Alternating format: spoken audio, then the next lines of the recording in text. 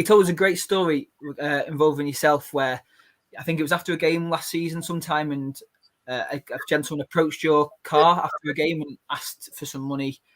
And instead of helping him for some money, you actually told him to come to AB Sundex. Is this story ringing any bells?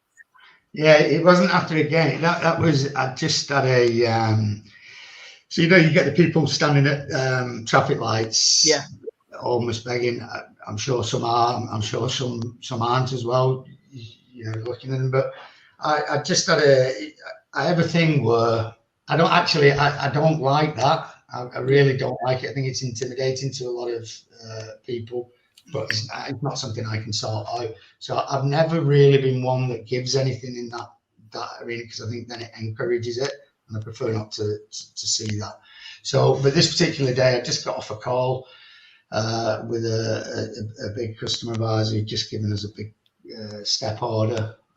So, which was quite nice to have. And as I was approaching these traffic lights, I thought, I'm just going to give whoever is at these lights 20 quid, because I've just had a piece of good news. Let's just give somebody else a piece of good news. That's what it was. So as I'm approaching the lights, I'm in a big bloody fluorescent orange Lamborghini. So, I'm wanting to give it through the window and go. And as I get there, the lights hit red. It's about 200 meters from my factory estate. And this bloke, so I said, "Here you go, mate." He went, "Oh my God." He said, "Wow, you just made my day. I can't believe that. That's just amazing. Thanks so much." He went, "How are you anyway?" So I'm thinking, well, so I said, "I'm all right." He said, "You look a bit stressed." I said, "No, where about that?" I said, "Right." I said, "That's probably because I am." He went, "Oh, everything all right with your family, I hope." And I'm thinking, who's this guy really caring about, what I mean? I said, yeah. I said, "Just work, mate, mentally busy." He went, "I'd love to be able to work." He said, "But I haven't got an address." So I said, "Mate, you don't need an address. You need 2 hands, 2 legs, and a life to work at my place." I said, "AB Sundex down there, just go." He went, "What, over the thing?" I said, "Yeah, go in there and tell him you've been speaking to the guy in the orange car, and you can get a job." Now, I've done something similar before, not exactly the same to someone, and I never told Alan Rowley at the time, who was a manager in the factory, Paul's dad, that someone could be coming. And they jumped he got out of his car at 6 o'clock in the morning in the dark to open the gates, and this guy jumps over and said, "Are you Alan Rowley?" To which point Alan picks his fist up and gone, "Who wants to know?"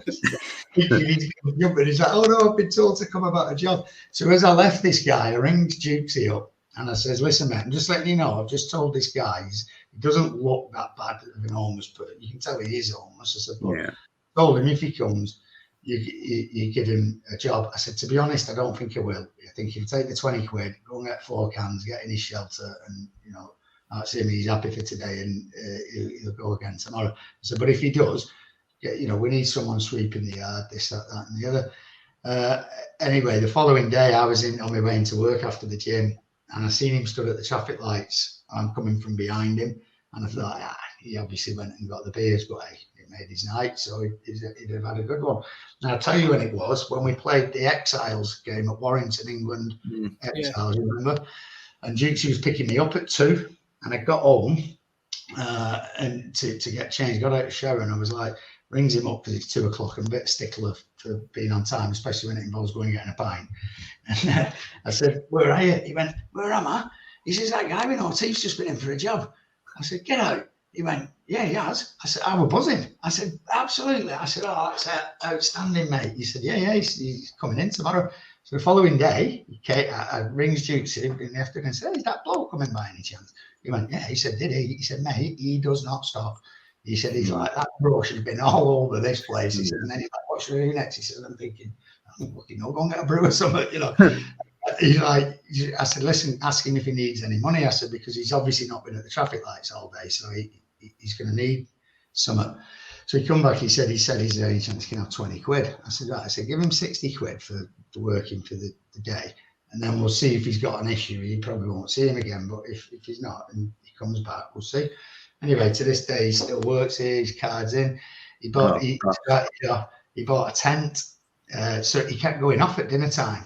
So Dukesy followed him one time because he thought wondered what he was up to, and he pitched a tent down at the back of the estate, and he was going back to it to make sure nobody had robbed it.